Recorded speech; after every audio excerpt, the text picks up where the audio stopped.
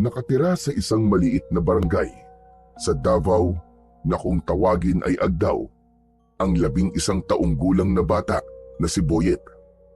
Ang kanyang lolo Efren na isang kilalang albularyo, ang tanging kasama na lang niya sa buhay matapos na maghiwalay ang kanyang mga magulang nung siya ay 4 na taong gulang pa lamang. Ganun pa man, kahit lumaking walang magulang, ay busog pa rin sa pagmamahal si Boyet mula sa kanyang lolo. Sa paaralan ay hinahangaan siya dahil sa talas ng kanyang isip at talino. Madalas ay nasa lumang silid-aklatan siya at nagbabasa ng mga aklat. Pakiramdam kasi ni Boyet ay napupunta siya sa iba't ibang lugar at mundo sa tuwing nagbabasa siya ng mga kwento. Ngunit kung may isang bagay na hindi gusto ng marami kay Boyet, yun ay ang pagiging pilyo at makulit niya. Dala na rin ng kanyang pagiging bata, kaya naging ugali na niya ang pagiging matigas ng ulo at mapaglaro sa ibang tao, lalo na sa mga nakakatanda sa kanya. Tuwing walang pasok sa paaralan, madalas ay nasa gubat si Boyet at naninirador siya ng mga ibon. Bukod sa pagbabasa, ay yun ang isa sa mga paborito niyang gawin. Isang tanghali ng Sabado, hindi mapakali si Boyet sa loob ng kanilang munting kubo. Wala siyang pasok sa eskwela, kaya sabik siyang lumabas at maglaro. Bitbit niya ang kanyang paboritong tirador habang palihim na nakatingin kay Lolo Efren na natutulog sa mahabang upuan sa labas ng kanilang kubo. Huminga ng malalim si Boyet at lumabas ng kubo. Ngunit hindi pa siya nakakalayo ay narinig na niya ang boses ng kanyang lolo. Gulat na napalingon si Boyet kay Lolo Efren. Mabilis niyang itinago sa likod ang tirador. Lolo, akala ko po tulog kayo. Ang akala ko rin ay tulog kang bata ka. Hindi ba sabi ko sa iyo matutulog ka sa tanghali para lumaki ka? Tatakasan mo na naman ako.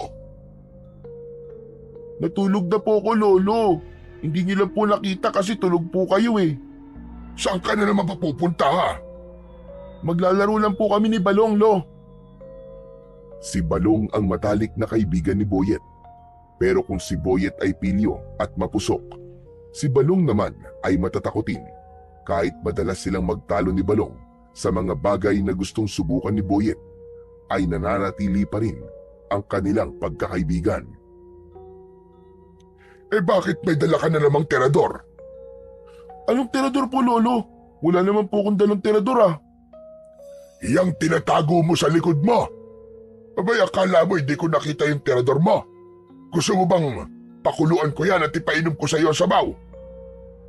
Pwede naman, Lo. Basta samahan niyo po ng karne ng baboy at sampalok para sinigang na. Abat piloso po ka talaga, bata ka, no?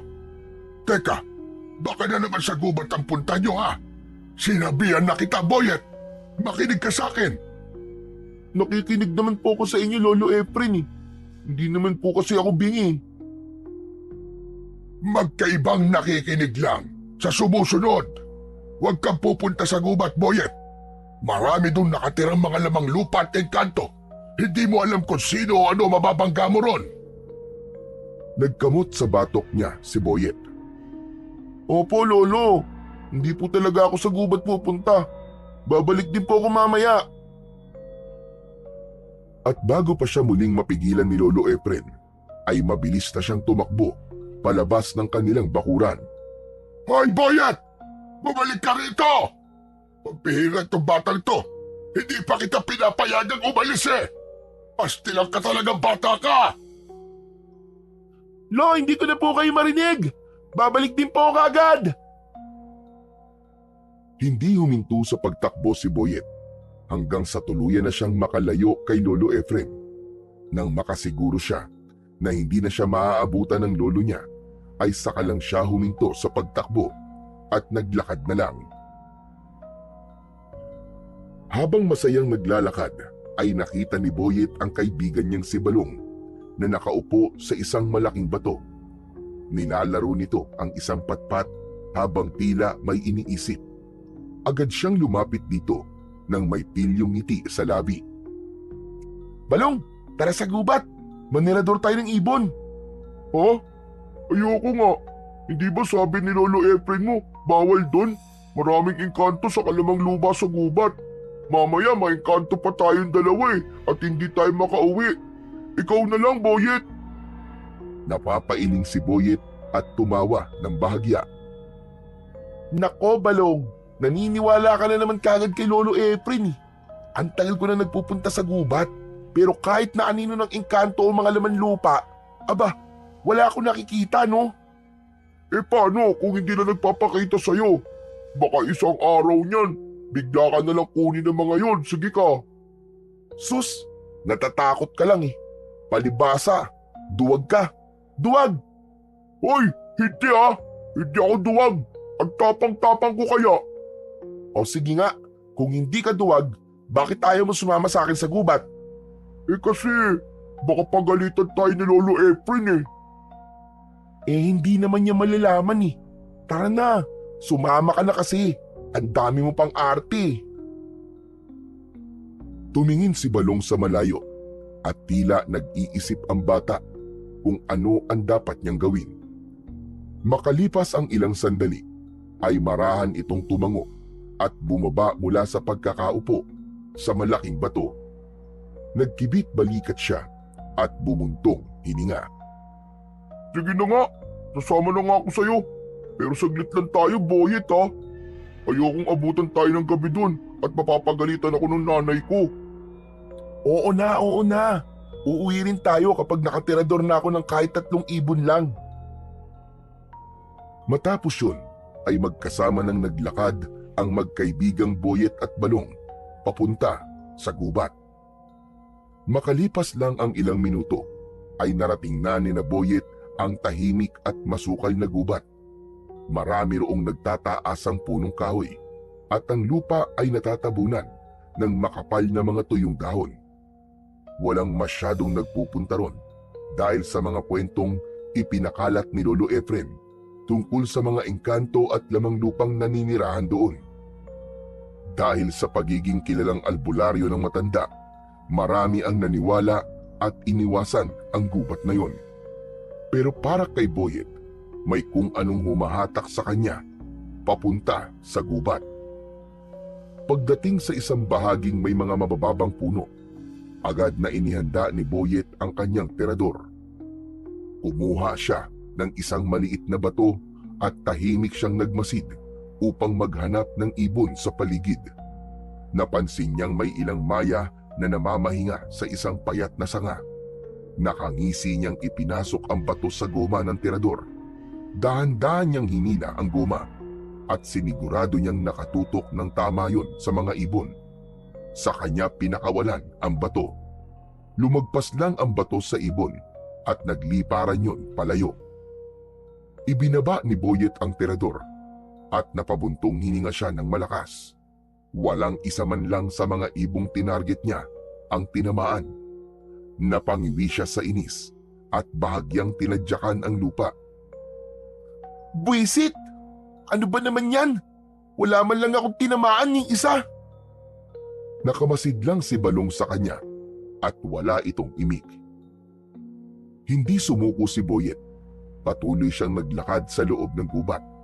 Nakasunod lang sa kanya ang kaibigan niyang si Balong. Makalipas ang ilang minuto, nakahanap si Boyet ng panibagong target. Isang grupo ng maya na dumapo sa isang mababang sanga. Mabilis niyang hinugot ang kanyang tirador. Nilagay ang bato at tinutok yun ng maayos sa mga ibon. Sa isang iglap, pinakawalan niya ang bato at isang ibon ang bumagsak sa lupa, habang ang iba naman ay lumipad na palayo. Umikot ang mata ni Boyet sa paligid at agad siyang dumampot ng isa pang bato. Nang makakita siya ng isa pang ibon sa isang puno, ay tinirador niya yon. Tinamaan din yon at bumagsak sa lupa. Masayang naglakad si Boyet at hindi nagtagal ay napabaksak niya sa lupa ang pangatlong ibon gamit ang kanyang tirador. Ayos! Ang galing ko talaga! 3 na! Ang galing ko talaga manirador ng ibon. Nakita mo ba yon, Balong? Oo, nakita ko. Hindi naman ako bulag eh. Eh di kung ganun, uuwi na tayo. Sabi mo kanina kapag 3 na ang nakuha mo, ay uuwi na tayo. Ngumisi lang si Boyet at umiling. Mamaya na. Ikaw naman ang aga-aga pa eh. Sayang naman yung oras. Saka ngayon pa lang ako ginaganahan eh. Napabuntong hininga si Balong at nagpatuloy sila sa paglalakad. Hindi na namalayan ni Boyet ang paglipas ng oras. Maya-maya pa ay nagulat siya nang biglang dumikit si Balong sa kanya at humawak sa kanyang braso. Bumiksi si Boyet at may pagtatakang tumingin sa kaibigan. Uy, ano ka ba, Balong? Ano bang ginagawa mo? Bakit kung makadikit ka sa akin ay parang nakakakita ka ng multo? Boyet! Boyet! Parang hindi maganda yung pakiramdam ko. Parang may nakatingin sa atin kanina pa. Hindi mo ba yun nararamdaman? Alam mo ba kung anong nararamdaman ko ngayon? Ano? Naiirita ako sa'yo. Lumayo-layo ka nga sa akin. Kung ano-ano kasing iniisip mo eh. Kaya palagi ka natatakot eh. Tumahimik ka na. Mamaya yung bibig mo na ang titiradurin ko. Lumingon si Balong sa paligid. Bakas sa mga mata nito ang takot, ngunit hindi yun binigyan ng pansin ni Boyet. Para sa kanya ay mas importante na mas marami siyang matirador na ibon bago tuluyang kumagat ang dilim. Maya-maya pa, nagpatuloy na sa paglalakad sina Boyet at Balong sa loob ng gubat. Pero kahit na anong gawin ni Boyet, hindi na siya nakakita pa ng ibon. Pinagmasdan niya ang mga sanga sa paligid pero wala na talaga siyang nakita. Napailing na lang siya at napakamot sa kanyang ulo. Ang bihira naman talaga yan oh. Mukhang nagtatago na ang mga ibon sa akin ah. Baka naman kasi naubos mo na yung mga ibon dito sa gubat, Boyet. O baka lumipat na sila ng ibang gubat. Tuwing Sabado ba naman eh, wala ka nang ginawa kundi manirador. Napangiti si Boyet pero hindi niya pinansin ang sinabi ni Balong. Lumingalinga siya sa paligid at naghanap ng ibon. Boyet, paggabi na, umuwi na tayo. Baka abutin pa tayo ng dilim dito sa gubat eh. Isa na lang, Balong. Kapag nakahuli pa ako ng isang ibon, uuwi na talaga tayo, promise. Ayoko na, Boyet, ayoko na. Kung ayaw mong umuwi, ako na lang ang uuwi. Bahala ka na dyan. Wala akong pakialam kahit umuwi ka na. O sige na, umuwi ka na. Duwag! Duwag ka talaga. Hindi man lang tumingin si Boyet kay Balong dahil abala ang mata niya sa paghahanap ng ibon. Napabuntong hininga si Balong at tinalikuran na ng tuluyan si Boyet. Ngunit bago pa ito makalayo ay nagulat si Boyet nang biglang sumigaw at umatras si Balong. Boyet! Boyet, may maligno! Mabilis na lumingon si Boyet pero imbis na kung anong nakakatakot na nilalang ang makita niya ay si Lolo Efren ang nakita niya. Agad niyang nilapitan si Balong at binatukan ito. Aba, hindi yan maligno. Si Lolo Efren yan eh. Eh nagulat kasi ako eh. Akala ko maligno. Nanginginig pa si Balong habang nakatingin kay Lolo Efren na mabigat ang tingin sa kanila. Mabagal itong lumapit at kahit hindi pa ito nagsasalita, ramdam na nilang dalawa ang galit nito. Maligno talaga, Balong! Pasensya na po, Lolo Efren. Nagulat po kasi ako sa inyo eh. Bigla na lang po kayong sumulpot. Tumingin si Lolo Efren kay Boyet at umiling. Sabi ko na nga ba at dito ang punta mo, Boyet?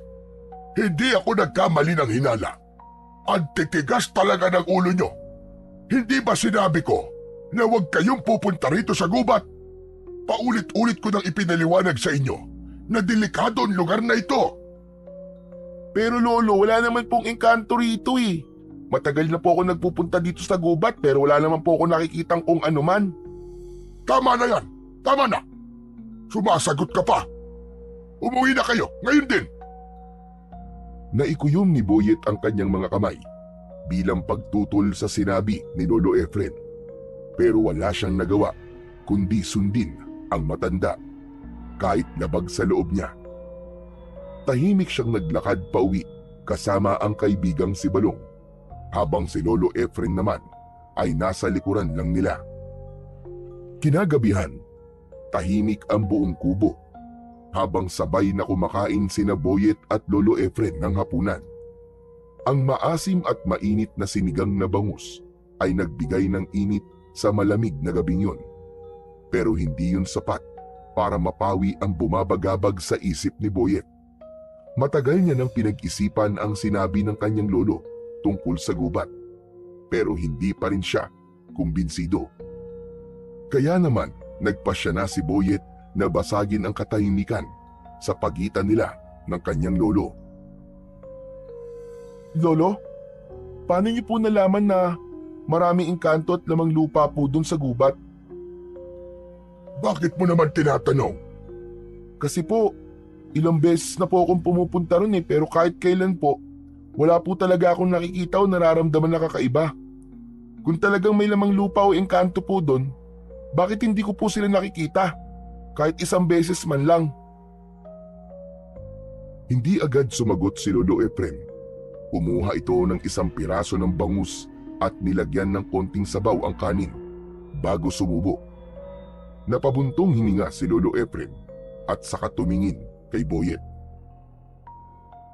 Ayoko na magpaliwanag pa, Boyet. Pero tandaan mo, hindi basta-basta nagpapakita ang mga yon. Hindi mo alam kung kailan mo sila matatapakan o masasaktan nang hindi mo sinasadya. At kapag nangyari yon, sigurado kung may masamang mangyayari sa iyo. Yun ang iniiwasan kong mangyari. Dahil may mga lamang lupa na malupit kapag nagparusa at hindi kaya ng kaalaman ko sa panggagamot. Pero lolo, paano niyo po nalaman na may mga ganun nga sa gubat? May nakita na po ba kayong engkanto o kaya ay lamang lupa doon? Hindi na mahalaga kung paano ko nalaman. Ang mahalaga, sundin mo ang sinasabi ko sa iyo. Huwag ka nang babalik sa gubat na yon kahit kailan. Alam ni Boyet na hindi na niya mapipilit pa ang kanyang lolo. Tumango na lang siya at nagpanggap na sang-ayon sa sinabi nito. Opo lolo, hindi na po ako babalik sa gubat. Promise. Aasahan ko pangako mong yan, Boyet. O sige na, tapusin mo na yung pagkain mo at pagkatapos maghugas ka na ng pinagkainan natin. Ipinagpatuloy ni Boyet ang pagkain, ngunit sa isipan niya ay alam niya na hindi pa rin siya hihinto sa pagpunta sa gubat dahil dun lamang niya pwedeng gawin ang pagtirador sa mga ibon. Sa kabila ng pangako ni Boyet na hindi na babalik sa gubat, ay patuloy pa rin siya sa pagpunta ron tuwing wala siyang pasok sa eskwelahan. Mas naging maingat siya at siniguro niya na sa tuwing magtutungo siya ron ay hindi malalaman ni Lolo Efren. Itinago na rin niya ang kanyang tirador sa likod ng kanilang lumang aparador upang maiwasan ang posibilidad na sirain o itapon yun ng kanyang lolo. Sa bawat pagpasok ni Boyet sa gubat, isang hindi maipaliwanag na pakiramdam ang palaging bumabalot sa kanya. Para bang hinihila siya ng kagubatan at tinatawag siya upang manatili roon. At sa tuwing naroroon siya, gumagaan ang kanyang pakiramdam. Isang bagay na hindi niya maipaliwanag. Isang linggo ng umaga, gaya ng inaasahan, dagsa ang mga tao sa bahay ni Boyet upang magpagamot kay Lolo Efren. Dahil sa malamig na panahon, marami sa taga-barangay nila ang nilagnat at inuubo. Kaya abala ang matanda sa paghahanda ng mga halamang gamot at pagbibigay ng lunas sa mga taong may sakit. Habang walang nakatingin, mabilis na kinuha ni Boyet ang kanyang tirador mula sa pinagtaguan niya sa likod ng lumang aparador. Maingat siyang lumabas ng bahay at siniguro niyang hindi siya mapapansin ni Lolo Efren. Nang sandaling makarating na siya sa gubat, ay may bumalot na kasabikan sa kanya. Agad na sinimulan ni Boyet ang paninirador ng mga ibon. Sinipat niya ang una niyang target na isang maya na nakadapo sa isang sanga. Iniangat niya ang kanyang tirador. Inasinta ang ibon at pinalipad ang bato. Ngunit bago pa man tumama ang bato, ay lumipad ang ibon palayo na para bang naramdaman nun ang paparating na panganib. Ano ba yan? Ang malas naman! Nakalipad kagad yung ibon. Muling naghanap ng ibang target si Boyet. May nakita siyang isa pang ibon, isang pipit na nasa isang mababang sanga. Inulit niya ang proseso at siniguro niyang tatamaan na niya yun. Ngunit muli, bago pa man lumapat ang bato sa kanyang target na pipit, mabilis na lumipad yun papalayo. Paulit-ulit yung nangyari. Parang may hindi nakakakitang puwersang humahadlang upang walang matamaan na ibon si Boyet. Napansin din niyang masyadong mailap ang mga ibon ng araw na yon, higit sa dati. Nagsimulang maglakad si Boyet at patuloy na naghanap ng ibon.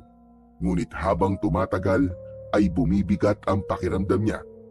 Para bang may nagmamasid sa kanya mula sa kung saan. Isang presensyang hindi niya maipaliwanag kung ano. Hindi pa rin sumuko si Boyet. Nang may nakita siyang ibon ay tinirador niya yon. Ngunit gaya ng dati ay hindi na naman yun tinamaan. Ano ba yan? Bakit ayaw niyong magpatama sa tirador ko? Nakahanda na sanang sumuko at umuwi si Boyet nang mapansin niya ang isang kakaibang ibon na nakadapo sa isang matandang puno. Ang mga balahibo nun ay tila kumikinang sa ilalim ng sikat ng araw na may kulay na hindi niya mawari kung itim ba o asul. Mabilis niyang inihanda ang kanyang tirador. Sinipat niyang maigi ang ibon at pinakawalan ang bato. Ngunit nagulat siya dahil hindi gumalaw ang ibon at hindi yun tinamaan ng kanyang bato. Muling sinubukan ni Boyet na tiradorin ang kakaibang ibon. Hindi na niya mabilang kung ilang beses niya yung tinirador, pero kahit isa sa mga bato niya ay walang tumama sa ibon. Labis na ang kanyang pagtataka dahil hindi umaalis ang ibon sa pwesto nun, pero hindi niya yun matama-tamaan. Nanlaki ang mga mata ni Boyet nang biglang lumipad palayo ang kakaibang ibon. Hoy! Bumalik ka rito! Hindi ka makakatakas sa akin! Hinabol ni Boyet ang ibon at tumakbo siya ng mabilis. Wala na sa dinadaanan niya ang kanyang paningin. Ang mga mata niya ay nakatuon lamang sa lumilipad na kakaibang ibon. Kaya naman hindi niya napansin ang isang nakaumbok na lupa sa kanyang daraanan. Natalisod si Boyet sa nakaumbok na lupa. Nawalan siya ng balanse at padapa siyang natumba sa lupa. Agad niyang iniangat ang paningin niya upang hanapin ang kakaibang ibon. Pero hindi na niya yon nakita pa. Wala na siyang ideya kung saan yun nagpunta o nagtago. Napuno ng galit si Boyet. Tumayo siya at napatingin sa nakaumbok na lupang nakatisod sa kanya. Dahil sa matinding inis na hindi niya natirador ang kakaibang ibon, ay ibinaling niya ang galit sa nakaumbok na lupa. Buwisit ka! Buwisit ka! Ikaw ang may kasalanan kung bakit nawala yung ibon na yun! Ang dapat sa'yo, sirain! Malakas na sumigaw si Boyet habang paulit-ulit na sinisipa ang nakaumbok na lupa. Sa bawat sipa niya ay unti-unti yung nasisira. Nadurog ang lupa at kumalat yun sa kung saan-saan. Humihingal si Boyet nang tumigil siya. Nagawa niyang gibain ang nakaumbok na lupa sa pamamagitan lang ng paulit-ulit na pagsipa roon. Kahit paano ay nabawasan ang pagkainis niya sa kanyang ginawa. Sa pagkakataon na yon, inisip niya na hindi para sa kanya ang araw na yon. Kaya nagdesisyon na siyang umalis sa gubat. Nagsimula na siyang maglakad pabalik sa kanilang bahay bago pa malaman ni Lolo Efren na wala siya roon. Habang naglalakad si Boyet papauwi sa kanilang bahay, ay nakabusangot ang kanyang muka. Hindi niya maalis sa isip niya ang kakaibang ibong yon na nakawala dahil sa pagkatalisod niya sa nakaumbok na lupa. Nang makarating si Boyet sa kubo nila, ay napansin niyang kakaunti na lamang ang mga tao sa labas na naghihintay para magamot ni Lolo Efren. Kanina, bago siya umalis, ay halos mapuno ang harapan ng bahay nila ng may mga sakit. Bagsak ang balikat na pumasok si Boyet sa kanilang kubo. Naamoy niya ang halimuyak ng mga pinatuyong dahon at langis na madalas gamitin ni Lolo Efren sa panggagamot.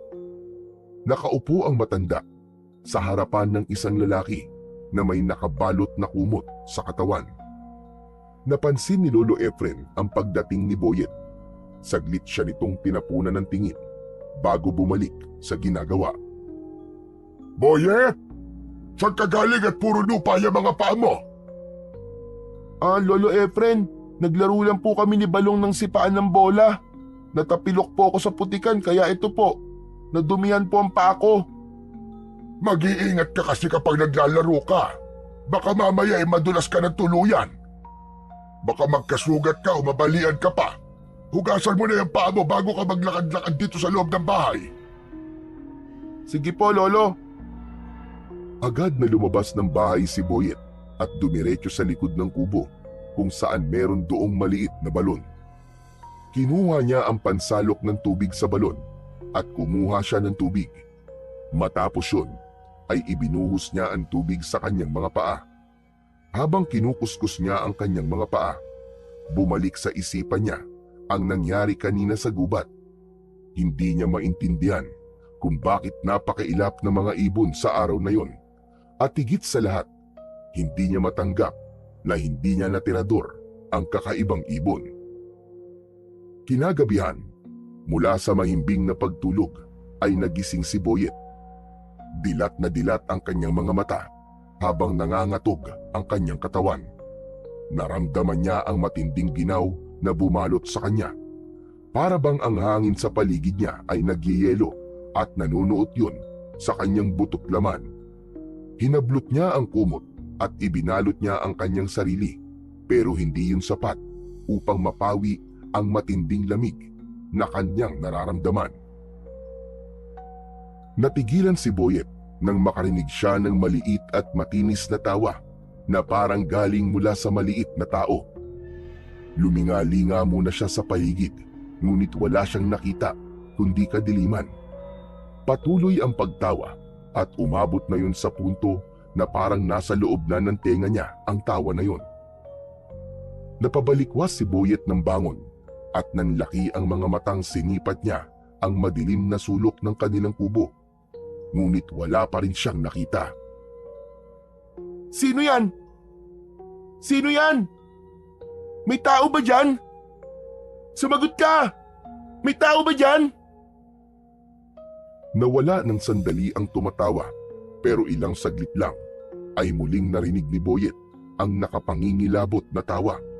Parang may isang munting nilalang na naglalaro sa kanyang tenga. Tigilan mo ko! Tigilan mo ko! Tumahimik ka na! Tigilan mo ko! Tinakpan ni Boyet ang kanyang mga tenga, ngunit hindi nawala ang tawa. Para bang mas lumakas pa yun at bumaon sa kanyang isipan. Napasiksik siya sa isang sulok ng banig habang nanginginig at hindi malaman ang gagawin. Tama na! Tama na! Tumahimik ka na! Tama na! Kasunod nun ay nakita ni Boyet na sinindihan ni Lolo Efren ang gasera. Nag-aalala itong lumapit sa kanya. Boyet! Boyet po, ano nangyayari sa'yo? Bakit ka sumisigaw? Lolo, may naririnig po ako. Tumatawa po maliit na boses. Parang nasa loob po ng tenga ko. Saglit na hindi gumalaw si Lolo Efren. Maya-maya pa ay marahang idinampi ng matanda ang magaspang nitong palad sa noo ni Boyet. Tapos ay sa kanyang liig. Napakunot ang noo ng matanda. Napakataas ng lagnat mo, Boyet. Baka nagdideliryo ka. Sandali lang at magpapakulo lang ako ng gamot. Mabilis na tumayo si Lolo Efren at nagtungo sa lagayan ng mga halamang gamot. Kumuha ito ng ilang piraso ng dahon para sa pagpapababa ng lagnat at agad itong nagpakulo ng tubig sa maliit na kalan. Matapos yun ay isinali nito sa baso ang pinagpakuluan ng halamang gamot. Lumapit si Lolo Efren kay Boyet at inalalayan siyang umupo. Ubusin mo ito.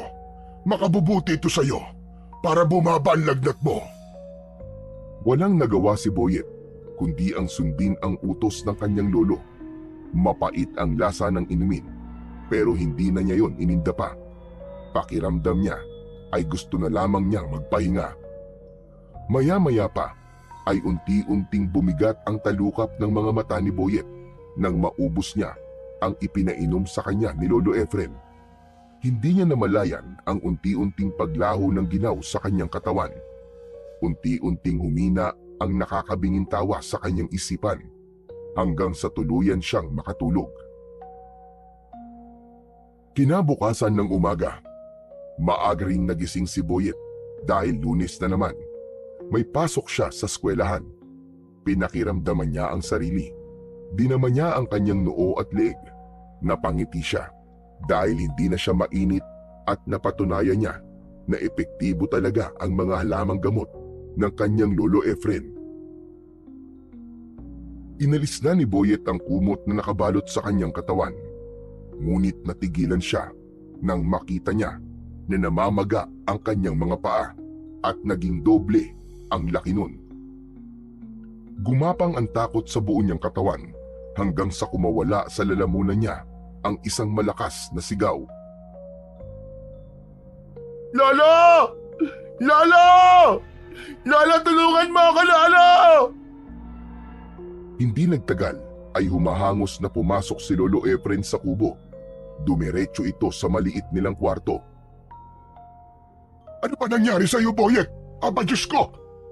Ano nangyari sa mga paa mo? Bakit parang paa na yan ng higante? Hindi ko rin po alam, Lolo. Pagising ko po ganyan na yan eh. Lolo, tulungan niyo po ako. Tulungan niyo ako, Lolo. Lumapit si Lolo Efren at tinignan nito ang malaking paa ni Boyet. Maingat nitong hinawakan ang paa niya, sabay tingin sa kanya. Masakit ba, Boyet? Hindi naman po, Lolo, pero anong gagawin natin? Baka po hindi na gumaling ang paa ko. Paano po ako makakapasok sa school? Hindi na po magkakasya ang tsinelas ko. Huwag kang matakot, Boyet. Ako bahala sa'yo. Papagalingin ko ang paa mo at sisiguraduhin kong babalik yan sa dati. Kumalma ka lang.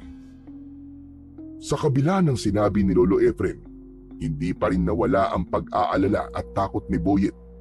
Halos hindi niya matignan ang kanyang kanang paa dahil sa hindi pangkaraniwang laki nun.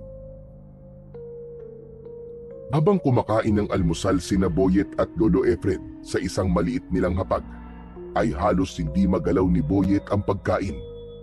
Maya-maya pa ay may narinig silang pagkatok sa pinto na sinundan ng malakas na boses ni Balong. Boyet! Boyet, tara na! Malilate na tayo sa school! Boyet! Napatayo si Boyet at mabilis siyang nagtungo sa kwarto. Ibinalot niya ang sarili sa kumot. Mula roon ay napatingin si Lolo Efren. Napailing ito at saka tumayo upang pagbuksan ng pinto si Balong. Mula sa kwarto ay dinig ni Boyet ang pag-uusap ni na Lolo Efren at Balong. Lolo, asa na po si Boyet? Malilate na po kami. Balong, hindi makakapasok si Boyet ngayon. May sakit siya. Ha? Ano po sakit niya, Lolo Efren? Basta, may sakit siya. Pakisabi na lang sa guro nyo na hindi siya makakapasok ngayon hanggang bukas. Ganun po ba? O sige po, Lolo, sasabihin ko po. Pakisabi rin po kay Boyet na magpagaling siya, ha? Matapos yun ay umalis na si Balong. Marahan namang inalis ni Boyet ang kumot at lumabas sa kwarto. Bumalik siya sa pagkakaupo sa hapag. Salamat po Lolo Efren ha. Butit hindi niyo po sinabi kay Balong na lumaki ang isa kong paa. Kilala ko si Balong.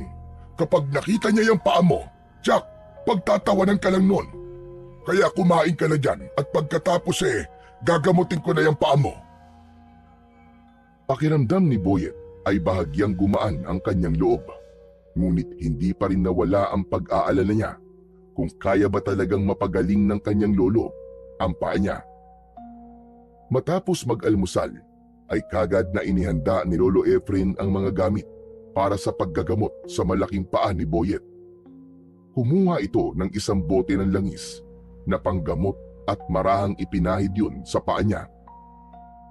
Pagkatapos ay kumuha si Lolo Efren ng isang palanggana at pinunuyo ng malinis sa tubig. Umupo ito sa harapan ng palanggana, ipinikit ang mga mata at marahang nagdasal. Tahimik lang na nakatingin si Boyet habang ginagawa yun ng kanyang lolo. Maya-maya pa ay kinuha ni Lolo Efren ang kandila sa altar. Sinindihan nito yon at hinayaan itong tumulo ang natutunaw na parte ng kandila sa tubig. Tumitig si Boyet sa palanggana at napansin niyang may nabubuong imahe sa ibabaw ng tubig. Isang maliit na hugis na nakaumbok na lupa. Kinuha ni Lolo Efren ang nabuo mula sa tulo ng kandila at tinignan yon ng mabuti. Pagkatapos ay hinarap nito si Boyet. May natapakan ka bang punso, Boyet? Ha? Ano po yung punso? Ang punso ay isang lupang nakaumbok. Madalas, tirahan yun ng mga duwende o nuno sa punso. Kapag may taong nagpakita ng kawalang galang sa kanilang tahanan, maaaring magalit sila at parusahan ng sino mang gumawa ng kasalanan sa kanila. Nanlamig si Boyet sa kanyang narinig. Hindi siya nakapagsalita. Naalala niya ang nakaumbok na lupa sa gubat, ang punso na pinagbuntunan niya ng galit. Sinipa-sipa niya yon hanggang sa magiba. Napaisip siya kung yun nga ba ang dahilan kung bakit lumaki at namaga ang kanyang paa. Ngunit hindi siya pwedeng magsalita. Kapag sinabi niya yon, malalaman ni Lolo Efren na patuloy siyang nagpupunta sa gubat kahit paulit-ulit siyang pinagbabawalan nito. Tumingin kay Boyet si Lolo Efren. Bakas sa mukha nito ang pag-aalala at pagdududa. Boyet, may natapakan o nasira ka bang punso?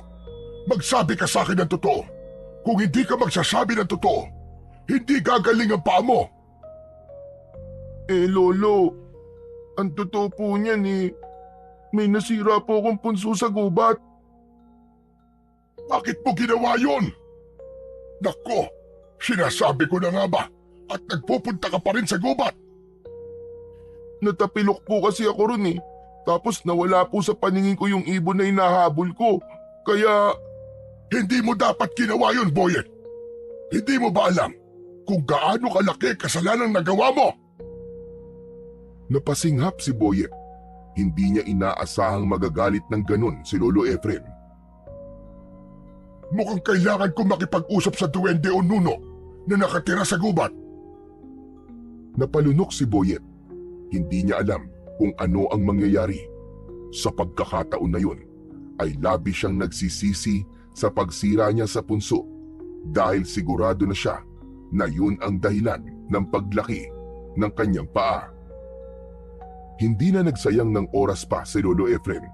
Inayos na nito ang mga gamit nito para sa ritual na gagawin niya upang kausapin ang duwendeng nakatira sa punsong sinira ni Boyet.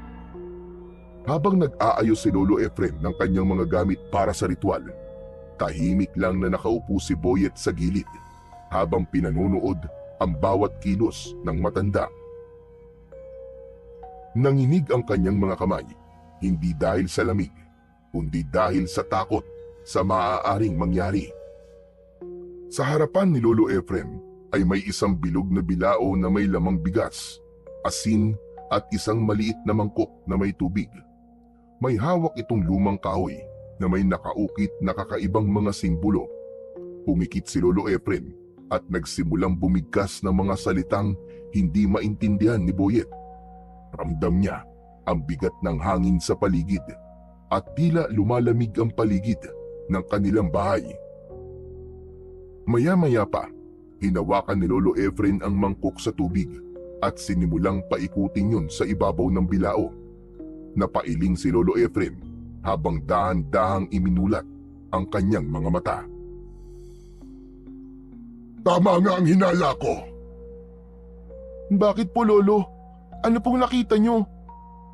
May nakatirangan duwende sa punso na sinira mo. Isang duwendeng puti at ang pangalan niya ay Uyugan. Ano po? Uyugan? Nakausap ko na siya at may kondisyon siya para mapatawad ka at bawiin niya ang parusang ibinigay niya sa'yo. Ano po yung gusto niyang gawin ko? Kailangan mo magpunta sa punso nang mag-isa ka lang at kailangan mong humingi ng paumanhin kay Uyugan. Ano po? Ano pong ibig niyo sabihin, Lolo? Ako lang? Ako lang po mag-isa? Oo, at kailangan mong gawin yon sa kabilugan ng buwan.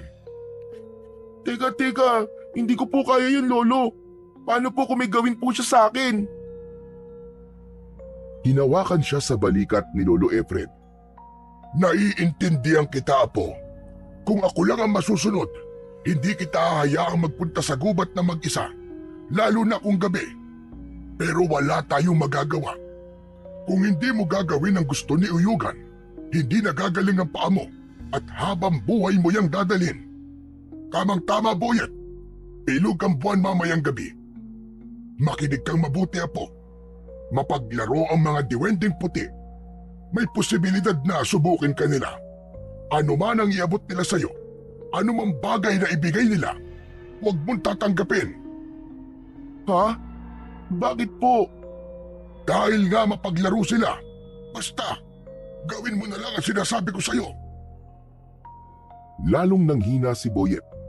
Alam niyang wala na siyang magagawa kundi gawin ang gusto ng diwende dahil kung hindi, baka habang buhay na siyang may malaking paa.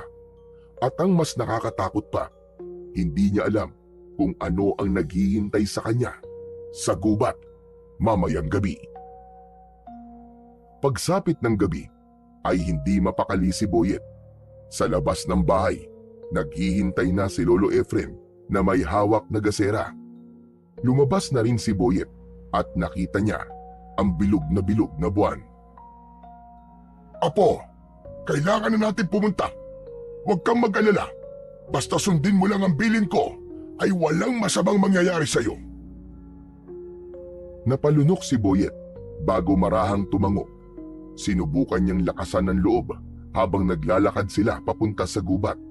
Ngunit hindi niya mapigilan ang panginginig ng kanyang mga kamay. Pagdating nila sa bungad ng gubat, tumigil si Lolo Efren. Hindi na ito nagpatuloy sa paglalakad. Lolo, bakit po kayo huminto? Hanggang dito na lamang ako, Apo. Ano po? Ibig niyo sabihin, hindi niyo po ako sasamahan sa gubat? Hindi pwede, Apo. Yan ang kondisyon ni Uyugan. Kailangan mong gawin ito ng mag-isa. Lalong lumakas ang kabog sa dibdib ni Boyet. Napatingin siya sa madilim na gubat sa kanyang harapan. Lolo, paano po kung may gawin po siya sa akin? Huwag kang matakot. Basta pagdating mo sa punso, buong puso kang humingi ng tawad. Kapag nagawa mo na yun, umalis ka na kagad at bumalik sa akin. Lolo, hindi po ba talaga kayo pwedeng sumama? Natatakot po ako eh. Mahinang bumuntong hininga si Lolo Efren at marahang hinaplos ang ulo ng kanyang apo. Tulad ng sinabi ko sa iyo, Apo, kung ako lang sana ang masusunod, hindi kita papupuntahin nang hindi ako kasama. Pero wala tayong magagawa. Ito ang gusto ng duwende. Halos maluwa si Boyet sa takot, ngunit alam niyang wala na siyang ibang pagpipilian. Inabot niya ang gasera at dahan-dahang humakbang papasok sa loob ng gubat Tinahak niya ang daan papunta sa punso. Maya-maya pa ay natanaw na niya ang punso. Lumapit siya roon at agad siyang lumuhod sa harapan ng punso. Pumikit si Boyet. Huminga siya ng malalim at buong pusong nagsalita. Nuno sa punso! Mga duwende! Pasensya na po! Hindi ko po sinasadya. Hindi ko po alam na may nakatira dito. Patawarin niyo po ako. Alisin niyo na po ang parusa niyo sa akin. Ibalik niyo na po sa dati ang paa ko. At nangangako po ako na hindi ko na po uulitin. Habang nakaluhod si Boyet ay may naramdaman siyang malamig na hangin na tila humaplos sa kanyang buhok. Napatingin siya sa punso at napansin niya ang isang nagliliwanag na bagay sa mismong gitna nun. Para yung maliit na bato na kumikislap sa ilalim ng lupa. Hindi niya maipaliwanag kung bakit, ngunit hindi niya napigilang abutin ito. Dahan-dahan siyang nagukay gamit ang kanyang mga kamay. Marahan niyang tinanggal ang lupa sa paligid ng nagliliwanag na bagay. Pero kahit na anong hukay niya, hindi niya yun mahawakan. Para bang nasa harapan lang niya, ngunit hindi niya yun makuha-kuha. Napakunot ang noo ni Boyet at naghukay pa siya ng mas malalim.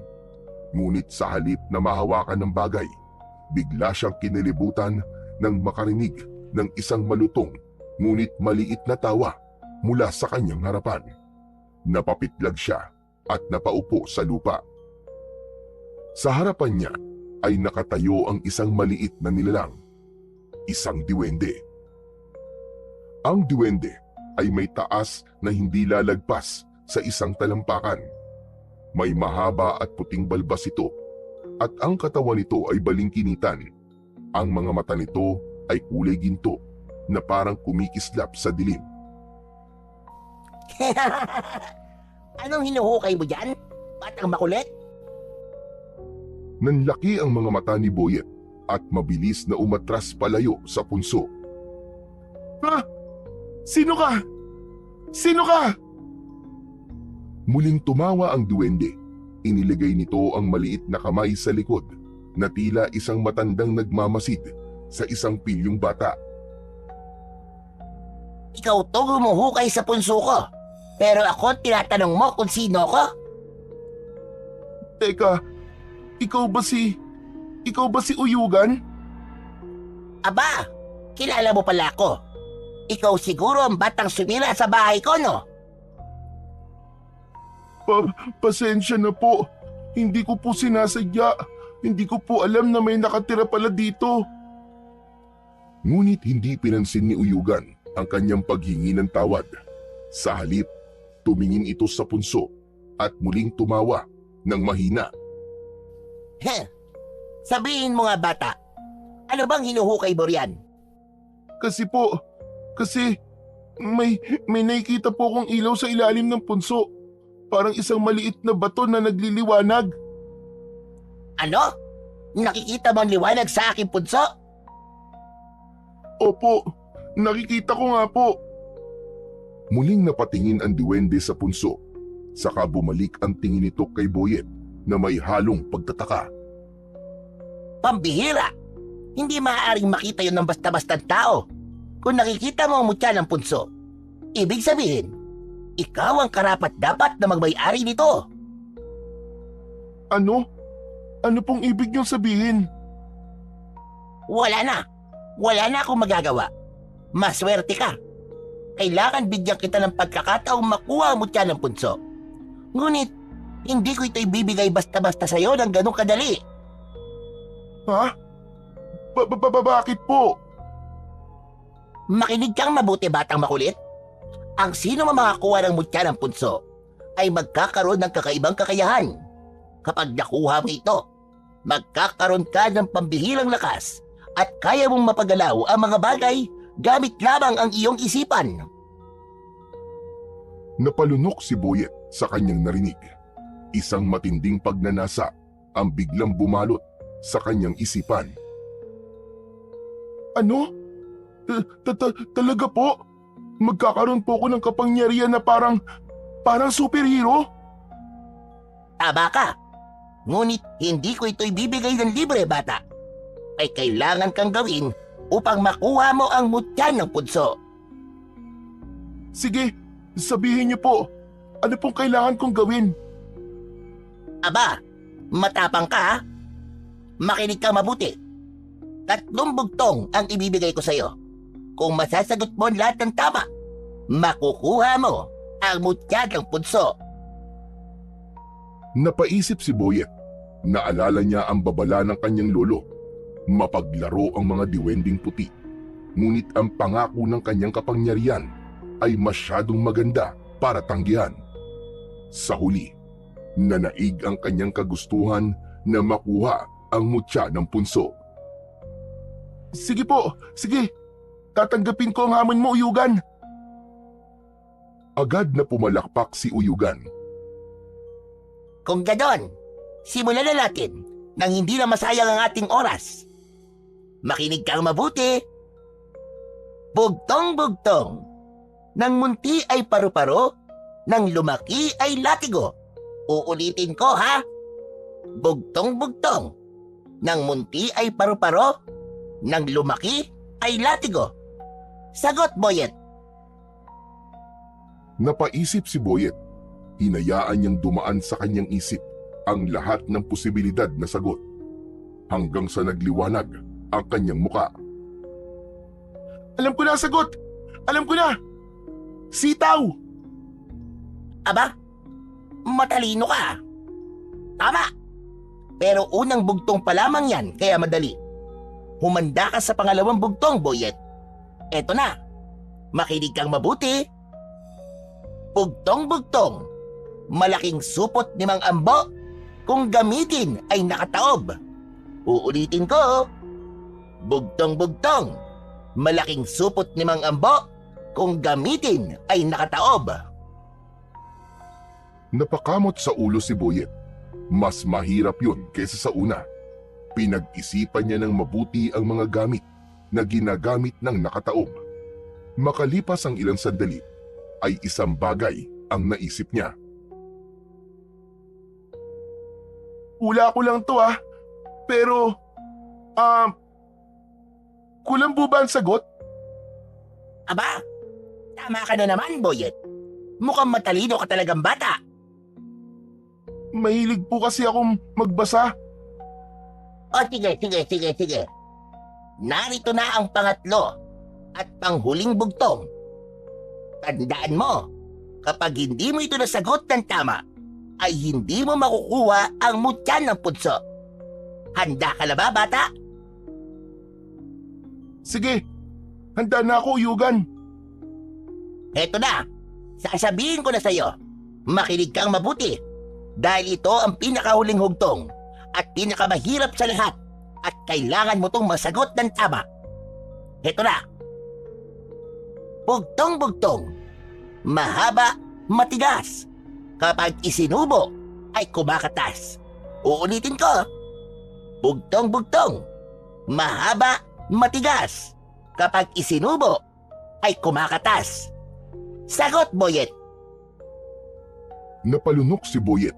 Mas mahirap yun sa naunang dalawa.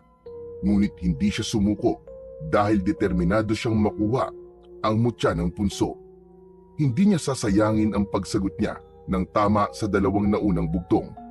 Matagal na nag-isip si Boyet at ang tumatakbo sa isip niya ay pagkain na kumakatas. Maya-maya ay napangiti si Boyet kay Uyugan. Aba, teka. Anong ibig sabihin ng hiting yan, bata? Kung alam mo na at sagot, ay magsalita ka na. Sabihin mo na. Alam ko na ang sagot, Uyugan. Tubo. Tubo ang sagot. Kasi kapag kinakagat yun, di ba? Kumakatas. Ay, nako. Matalino ka nga talaga. Tama ka na naman. Masyado kitang minaliit at hindi pa rin ako makapaniwala na ikaw ang pinili ng mutya na magmay-ari nito. Pero tulad ng ipinangako ko sa'yo, maaari mo nang kunin ang mutya ng punso.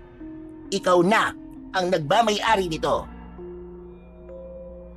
Masayang kinuha ni Boyet ang mutya. Sa pagkakataong yun, ay madali niya na yung nakuha.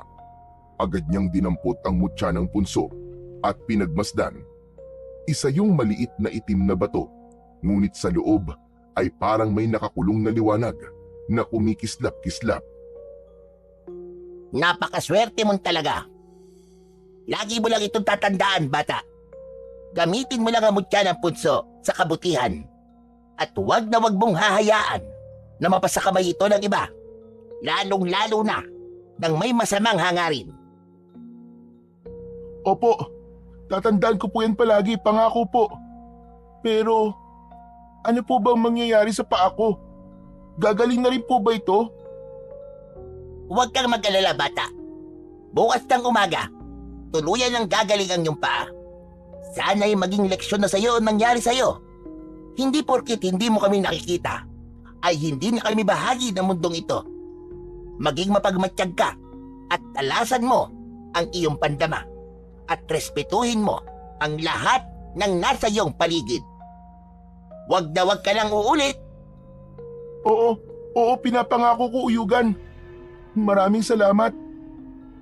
O sige na, bata, makakalis ka na. At huwag mong kalilimutan ang aking mga sinabi.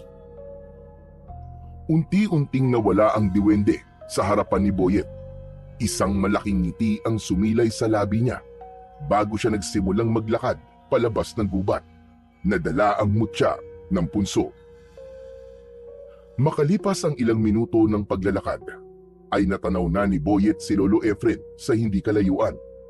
Medyo binilisan niya ang pagakbang at kahit nahihirapan siyang maglakad dahil sa malaki niyang paa, nang makalapit siya sa lolo niya, ay agad na bumakas ang pag-aalala sa mukha nito. Bakit ang tagal mo makabalik, Boyet? Kanina pa ako nag-aalala sa'yo. Pasensya na po, Lolo. Medyo naligaw po kasi ako eh. Ganun ba? O siya, hayaan mo na. Ang mahalaga ay nakabalik ka ng maayos. Nakahingi ka ba ng tawad sa punso? Opo, sinabi ko po na hindi ko po sinasadya. Sana po gumaling na po ang paa ko. Wala na tayong magagawa kundi ang maghintay. Kapag nagising kang magaling na ang paa mo, ibig sabihin, tinanggap nila ang paghingi mo ng tawad. Tahimik na tumango si Boyet. Ramdam niya pa rin ang bigat ng mutya sa kanyang bulsa. Pero hindi niya sinabi sa lolo niya ang tungkol doon. Tara na po, Lolo. Umuwi na po tayo. Medyo napagod po ako eh. Oo nga, sige na. Para makapagpahinga na rin tayo. Sabay silang naglakad palayo sa gubat. Hindi na lumingon si Boyet, pero ramdam niya pa rin ang presensya ng mahiwagang lugar sa kanilang likuran. At ang bigat ng responsibilidad na kaakibat ng mutya ng punso na ngayon ay nasa kanyang mga kamay na. Maagang nagising si Boyet kinabukasan. Pagmulat ng kanyang mga mata, agad niyang naalala ang nangyari kagabi. Ang punso, ang diwending si Uyugan, at ang mutya. Napabangon siya bigla at napatingin sa kanyang paa. Naminog ang mga mata niya dahil bumalik na sa normal ang kanyang paa. Napangiti siya ng malawak at tumalon siya mula sa papag sa labis na saya. Kinuha ni Boyet ang mutya sa kanyang bulsa at pinagmasdan yun ng maigi. Naghanap siya ng lumang pisi sa baul at maingat na itinali ang mutya gamit ang pisi. Nang matapos, agad niya yung isinabit sa kanyang leeg. Nang lumabas siya ng silid, ay naamoy niya ang nilulutong pritong tuyo ni Lolo Efren. Nang dumulog siya sa hapag, ay naghanda na si Lolo Efren ng almusal. Lolo! Tignan niyo po oh! Magaling na po ang paa ko! Bumalik na po sa normal! Aba, oo nga no. Salamat naman at tinanggap ng duwende ang paghingi mo ng tawad. Makapapasok ka na rin sa paaralan bukas. Kaya nga po, Lolo eh. Mabuti na lang at bilog po ang buwan kagabi kasi kung hindi, baka maghintay pa po tayo ng matagal bago gumaling ang paa ko. Magsasalita pa sana si Lolo Efren, pero napansin ni Boyet na bigla itong natigilan. Bahagyang nanlaki ang mga mata nito Boyet, ano yung suot mo sa leeg mo? Saan mo nakuha yan? Ito po ba? Napulot ko lang po kagabi sa gubat. Ang ganda po kasi kaya ginawa ko pong kwintas. Hindi kumibo si Lolo Efren. Tinitigan lang siya nito ng matalim na waring sinusuri kung nagsasabi ba siya ng totoo o hindi. Maya-maya pa, bumuntong hininga ang matanda at mas lalong tumilim ang titig sa kanyang apo.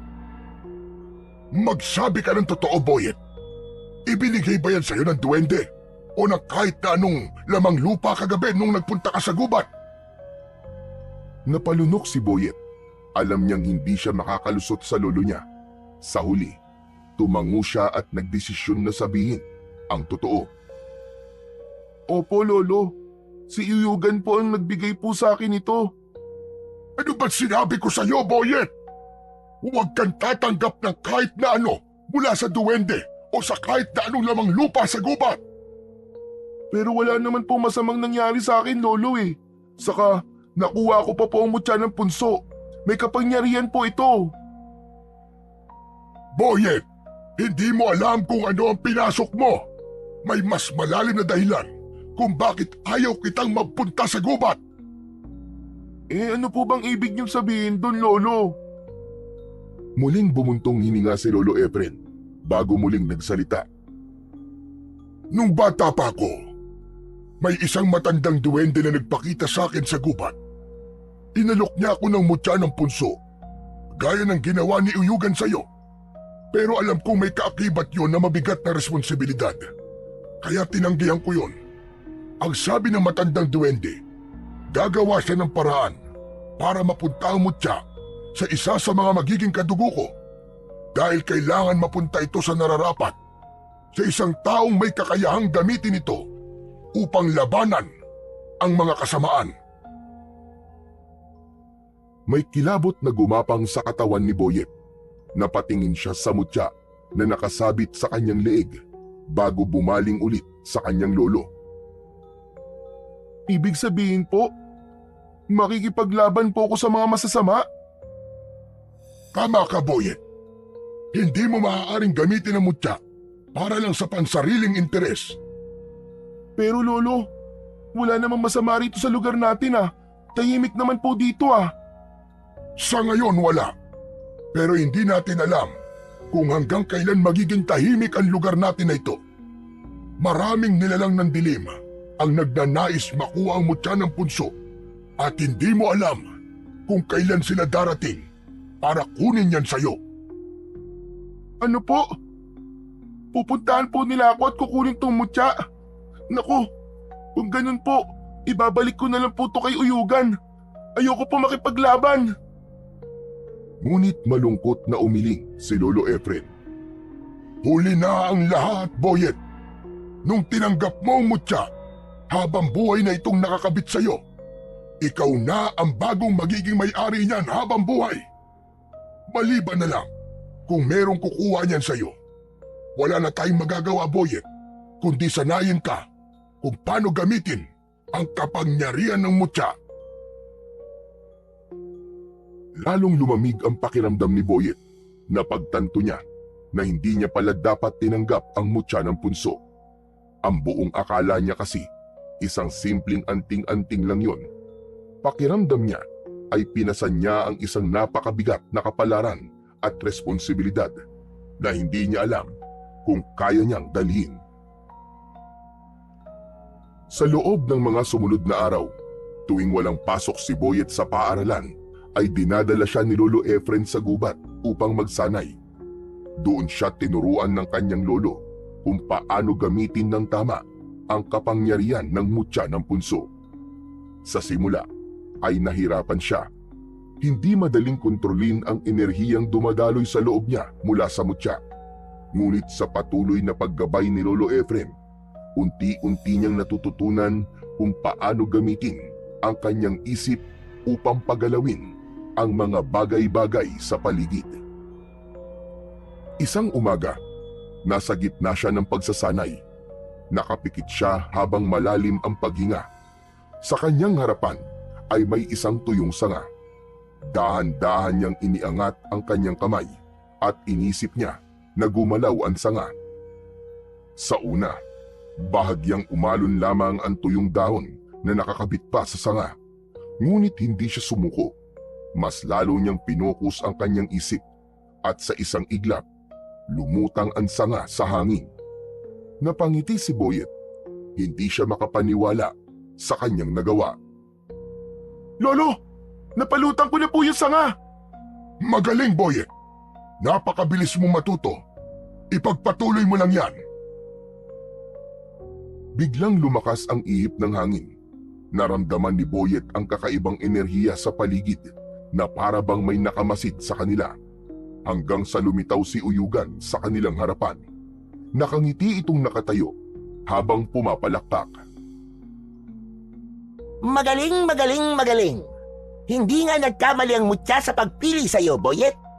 Ang bilis mong natutunang gamitin ang kapangyarihan nito. Mabilis na lumapit si Lolo Efren at hinarap si Uyugan. Hindi mo na dapat ibinigay ang mutya sa kanya, Uyugan. Napakabata pa ni Boyet para sa ganitong kabigat na responsibilidad. Kung tinanggap mo lang sana ang mutya noon, Efren, nung ibigay sa ito ng aking lolo, ay hindi sana ito napunta sa iyong apo. Isa pa, hindi sa edad na susukat ang pagiging tagapagtanggol. Balang araw, pasasalamatan niyo rin ako at ang mutya ng punso. At bago pa sila makasagot, isang malakas na ihip ng hangin na parang ipo-ipo ang bumalot kay Uyugan at sa isang iglap ay nawala ito na parang bula. Nanatiling nakatayo si Boyet at Lolo Efren sa gitna ng gubat. Napatingin si Boyet sa mutyang nakasabit sa kanyang leeg. Ngayon niya lalong naramdaman ang bigat ng kanyang kapalaran. Isang umaga, abala si Boyet sa paghahanda para sa pagsasanay niya sa gubat. Inilagay niya sa loob ng isang bag ang isang bote ng tubig at maliit na itak na palaging dala ni Lolo Efren tuwing pumupunta sila sa loob ng gubat. Habang sinusuri niya ang mutya ng punso na nakasabit sa kanyang leeg, ay biglang dumating si Balong. Boyet! Boyet! Buti nakita kita. Tara, maglaro tayo ng patintero. Kulang pa kami. Pasensya ka na, Balong ah. Hindi ako makakasama ngayon para maglaro eh. Ha? Bakit naman? May gagawin ka ba? Oo eh. May importante kasi akong gagawin. Pambira! Ano namang importante ang gagawin mo? Baka naman may tinatago ka na sa akin ha? Ang tagal ko na napapansin na hindi ka na nakikipaglaro sa amin eh. Hindi sumagot si Boyet dahil ayaw niyang ipaalam kay Balong ang tungkol sa mutya at sa kanyang pagsasanay. Alam mo Boyet, parang hindi mo na ako kaibigan. Lagi ka na lang may ginagawa eh. Hindi na tayo nakakapaglaro. Bago pa makasagot si Boyet, lumabas mula sa bahay si Lolo Efren.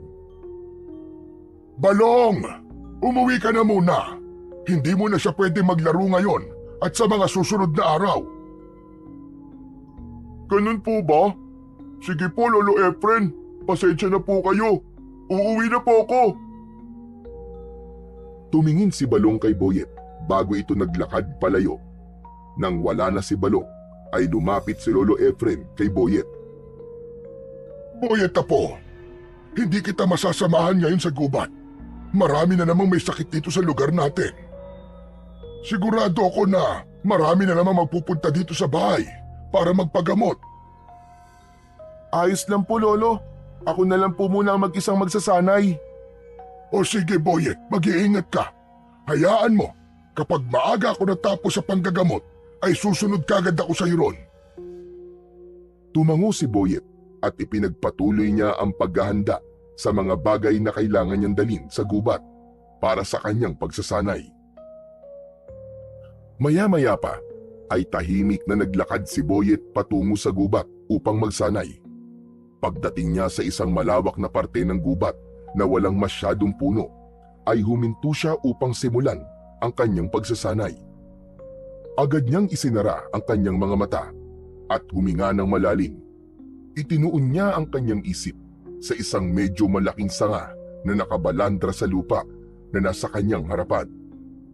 Ibinukas ni Boyet ang kanyang mga mata, kasabay ng pagtaas ng kanyang kamay. Itinuon niya ang kanyang enerhiya sa sanga. Unti-unting gumalaw ang sanga. Nanginig muna yon sa lupa bago yung tuluyang lumutang. Napangiti si Boyet sapagkat mas naging mabilis na siya sa pagpapagalaw ng mas mabibigat na bagay. Ngunit bigla siyang natigilan nang may naramdaman siyang presensya sa likuran niya. Mabilis niyang binato ang sanga sa kung sino mang nasa likuran niya. Aray! Aray ko! Aray ko! Ang sakit! Nanlaki ang mga mata ni Boyet. Agad siyang tumakbo papunta sa direksyon ng tinamaan niya at nakita niyang nakadapa sa lupa si Balong habang may nakadagan pang sanga sa likod. Nagmamadali niyang inalis ang sanga at tinulungang tumayo si Balong. Balong! Anong ginagawa mo rito? Aray! Sinuntang kita malamang. Pero mas dapat yata ako magtanong yan sa'yo. Nakita kita, Boyet. Nakita kita. Ginamit mo ang isip mo para pagalawin yung sanga. Paano mo yung nagawa? May powers ka ba? Biglang kinabahan si Boyet sa tanong na yon ng kanyang kaibigan. Alam niya na walang dapat ibang makaalam ng tungkol sa mutya maliban sa kanila ni Lolo Efrem. Ha? Teka, ano ba sinasabi mo? Namamalikmata ka lang siguro, Balong. Baka naman naiipan lang ng hangin yung sanga kaya gumalaw. Hindi mo ako manloloko. Hindi ako bulag, no? Kitang-kita ko kaya. Ikaw ang may kagagawan nun. Umamin ka na lang kasi. Kitang-kita na nga kita eh. Alam ni Boyet na wala na siyang ibang pagpipilian. Bumuntong hininga siya at seryosong tumingin sa kaibigan niyang si Balong. Ano ba naman yan? Nabuking na ako. Balong, huwag kang maingay ha. Oo, tama ka. Ako nga nagpagalaw sa sanga. May kapangyarihan na ako ngayon. Ha? Sinasabi ko na nga ba eh. Pero paano ka nagkaroon ng kapangyarihan? Hinawakan ni Boyet ang mutya sa kanyang leeg at marahang itinaasyon upang ipakita kay Balong. Ito ang mutya ng punso. Dahil dito, nagkaroon ako ng kakayahan na kontrolin ng ilang bagay gamit lang ang isip ko.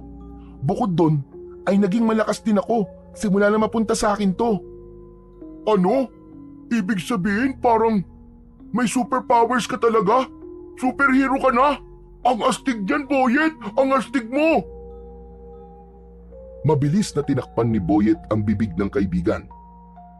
Ano ba? Huwag kang maingay. Wala kang dapat pagsabihan nito, Balong ha. Kahit kanino, huwag mong sasabihin. Naiintindihan mo ba? Sikreto lang natin to. Ikaw, ako at si Lolo Efren lang ang nakakaalam nito. Maliwanag ba? Inalis agad ni Boyet ang kamay niya sa bibig ng kaibigang si Balong. Inamoy niya ang kamay niya at napangiwi siya. Walang ya, Balong. Nagtoothbrush ka ba? Ang bahaw ng bibig mo. Amoy sama ng loob. Kasi hindi ako nagtutoothbrush kapag walang pasok sa school eh. Pero pangako, wala talaga akong pagsasabihin ng sikreto natin. O sige, aasahan ko yan, Balong ha. Kapag ito nalaman ng iba talaga, wala akong ibang pagbibintangan kundi ikaw lang, Balong. Oo na. Sadali lang. Pero pwede ba kitang panoorin habang ginagamit mo yung mutya ng punso? O sige, pero diyan ka lang sa tabi ha at wala kang gagawing kalokohan. Oo. Basta, huwag mo lang din ako ulit babagsakan ng sanga ha. Ang sakit eh. Napangiti ng malapad si Balong. Lumayo ito kay Boyet at napailing na lang siya. Maya-maya pa ay bumalik na si Boyet sa kanyang pagsasanay habang pinanonood siya ni Balong na tuwang-tuwa sa kanyang kapangyarihan. Isang gabi, magkasamang naglalakad sina Boyet at Lolo Efren mula sa isang burol sa kabilang baryo. Nasabi na ni Boyet kay Lolo Efren na alam na ni Balong ang tungkol sa mutya ng punso. Ayon kay Lolo Efren, dapat ay mas maging maingat na sila sa susunod na wala ng ibang makakaalam ng kapangyarihan ni Boyet dahil habang mas dumarami ang nakakaalam nun ay mas magiging mapanganib naman para sa kanila. Lolo, hindi niyo po ba nararamdaman? Parang ang bigat po ng hangin ngayon. Nakakapanindig balahibo po. Ramdam ko rin, Boyet. Parang merong hindi magandang mangyayari. Pagdating nila malapit sa kanilang baryo, ay may narinig silang sigawan ng mga tao. Sinundan yun ng kalabog na mga pinto at ingay ng mga nawawasak na dingding ng mga bahay. Napansin nilang nagkakagulo ang mga tao sa baryo nila. May ilan na nagtatakbuhan at hindi malaman kung saan pupunta. At doon na nga nila nakita ang isang kakaibang nilalang. Isa yung halimaw na may maitim na balat, mahahabang kuko at pulang mga mata na nagliliwanag sa dilim na animoy nagbabagang apoy. Ang katawan nito ay malaki at ang muka ay parang pinaghalong tao at hayop. Meron yung malalaking pangil at isang mahabang dila na nakalawit mula sa bibig nito. Sinunggaban ng halimaw na yon ang isang matandang lalaki sa daan at itinapon na parang laruan. Pumasok ito sa isang bahay at kasunod nun ay ang malalakas na sigaw ng mga tao sa loob ng naturang bahay. Mabilis na nagtago sina Boyet at Lolo Efren sa likod ng isang sirang kariton. Lolo, ano po yun? Anong klaseng halimaw po yun? Isa yung gabunan. Isang mabangis na uri ng aswang. Mas malakas ito kaysa sa karaniwang aswang at may kakayahang makadama ng makapangyariang anting-anting tulad ng mutya ng punso. Lumabas ang gabunan mula sa bahay at tumayo sa gitna ng kalsada. Lumingalinga ito sa paligid at sa isang malalim na nakakapangilabot na boses ay nagsalita ito ng malakas. Kung naririto ka, ang nakakuha ng mutya ng punso, ramdam ko ang kapangyarihan mo mula rito. Isuko mo na sa akin ang mutya, o kung hindi, ay gabi-gabi akong babalik dito at papatayin ang mga tao sa baryong ito. Nagkaroon ng katahimikan. Wala ni isa mang nagsalita sa mga taong naroon. Pagkatapos ng ilang segundo, isang malupit na halakhak ang umalingaw-ngaw sa buong baryo mula sa gabunan. Maya-maya pa ay bigla na lang itong nawala sa isang iglap lang. Naiwang tulala ang lahat. Ang mga tao'y nanginginig pa rin sa takot habang dahan-dahang lumalabas mula sa kanilang mga pinagtaguan. Hinawakan ni Lolo Efren ang balikat ni Boyet. Tara na, Apo. Bumalik na tayo sa kubo natin. Sa tingin ko ay wala na siya. Hindi na kumibo si Boyet at tahimik na lang na sumunod sa kanyang lolo. Habang naglalakad sila ay hindi maitago ni Boyet ang takot at kaba na lumukob sa kanya nang maalala niya ang sinabi ng malakas na gabunan kanina. Nang makarating sina Boyet at Lolo Efren sa kanilang kubo, agad na isinara ni Lolo Efren ang pinto at siniguradong nakakandado yun.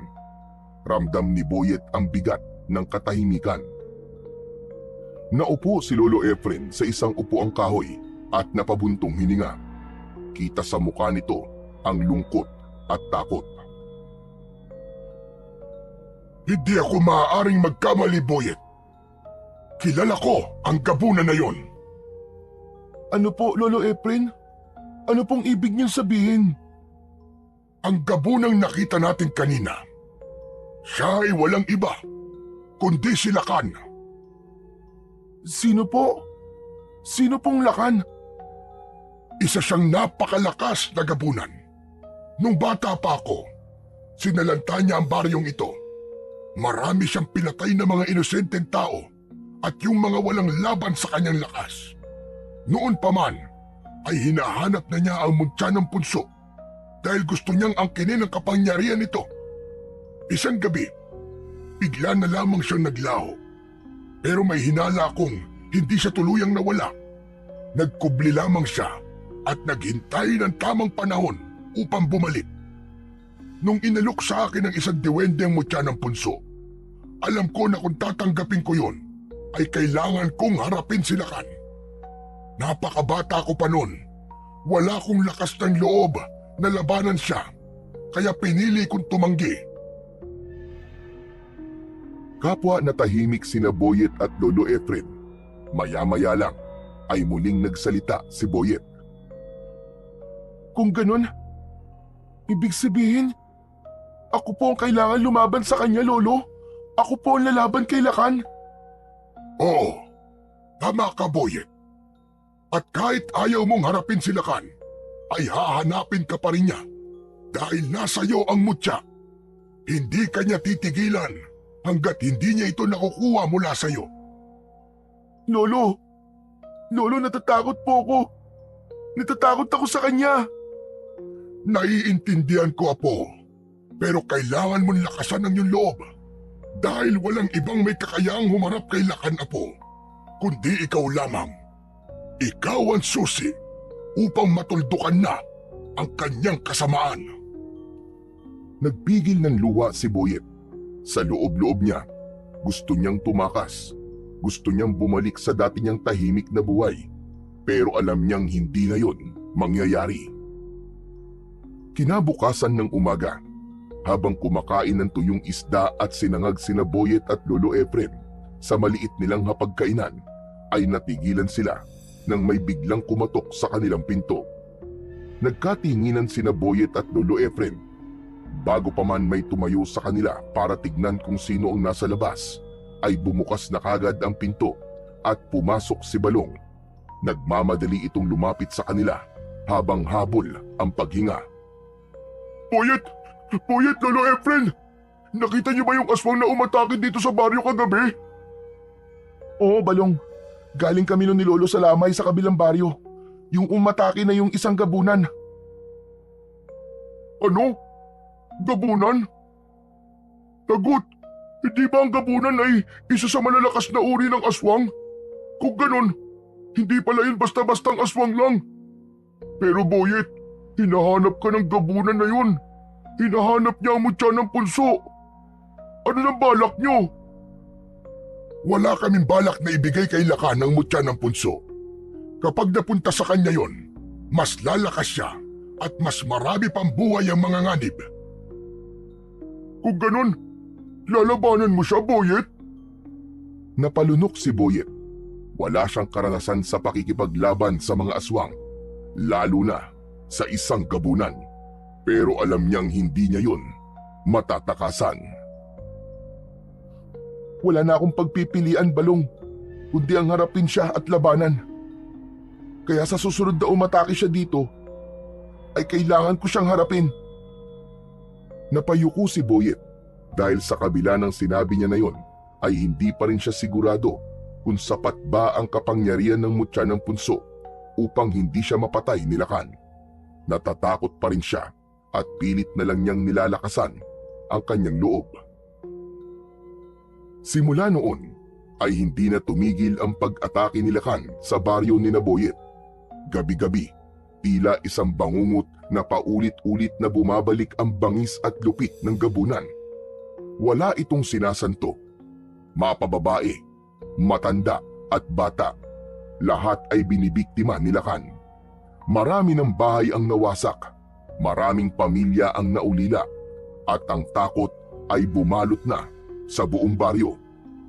Sa bawat sigaw ng mga biktima tuwing gabi ay bumibigat ang dibdib ni Boyet. Alam niyang siya lang ang may kakayahang tapusin ang impyernong yon, pero kahit na anong pilit ni Lolo Efren na lumaban siya, ay hindi niya magawa-gawa.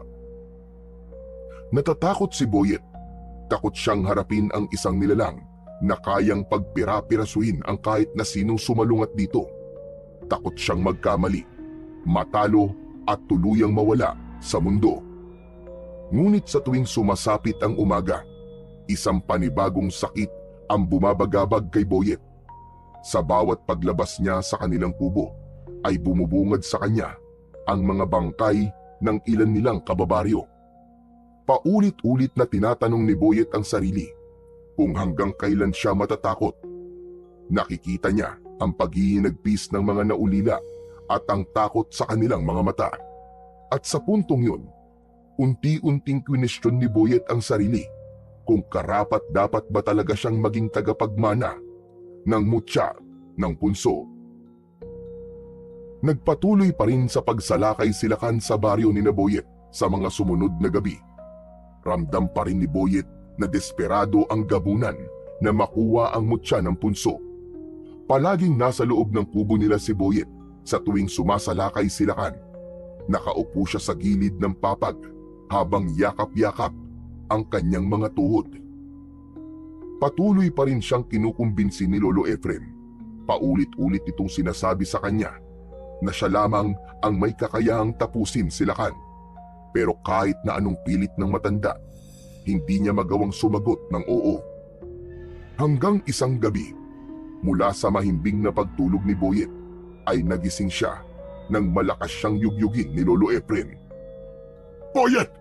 Boyet, bumangon ka, apo! Sumasalakay na naman silakan! Ito na ang oras para lumaban ka! Harapin mo na siya, apo! Nakikiusap ako sa'yo! Lolo, natatakot po ako. Hanggang kailan ka matatakot, Boyet? Kailan mo haharapin ang halimaw na yon? Hihintayin mo pa bang maubos tayong lahat dito? Hindi ko talaga kaya, Lolo. Hindi po ako matapang. Hindi mo kailangan maging matapang, apo. Ang kailangan mo lang gawin ay maniwala sa iyong sarili. Pero paano po? Paano po kung hindi ko siya matalo? Kaya mo, Boyet. Kaya mo. May mutya ka ng punso. Hindi ito napunta sa'yo nang walang dahilan. Pero Lolo... Hinawakan ni Lolo Efren ang magkabila ang balikat ni Boyet at mariing tumingin sa kanya. Tignan mo ko sa mga mata, Boyet. Hindi ka ba naaawa sa mga kababaryo natin? Kaninang umaga lang, 3 bata ang natagpuan na wala ng buhay. Ilang pamilya pa ang kailangan mawala bago mo sabihin sa sarili mong kaya mo. Hindi ko po alam, Lolo Efren. Hindi ko po alam. Naguguluhan po ako. Hindi mo alam o ayaw mo lang tanggapin, Boyet? Hindi mo ba naaalala ang sinabi ni Uyugan sa'yo? Pinili ka ng mutya dahil alam nitong kaya mong ipagtanggol ang baryo natin. Huwag mong sayangin ang tiwalang yun, Boyet. Paano kung hindi ko po kayanin, Lolo Efren? Paano kung ako naman po mapatay ni Lakan? Paano po? Kung hindi mo susubukan, hindi mo malalaman. Mas malakas ang mutya mo kaysa sa kanya. Yan ang tandaan mo. Yan ang isaksak mo sa iyong puso't isipan. Napatingin si Boyet sa saig. Nagtalo ang isip at damdamin niya. Alam niyang tama si Lolo Efren, pero ang takot ay patuloy pa rin naghahari sa pagkatao niya. Sa labas ay mas lumakas ang sigawan ng mga tao. Kasunod nun ay ang malakas na sigaw ni Lakan. Lumabas ka! Tagapagmana ng mutya! Alam kong nariyang ka lang. Huwag mo kong pagtaguan! Harapin mo ako! Tumalikod si Lolo Efren kay Boyet. Nagtungo ito sa kusina at kinuha ang lumang itak na nakasabit sa dingding.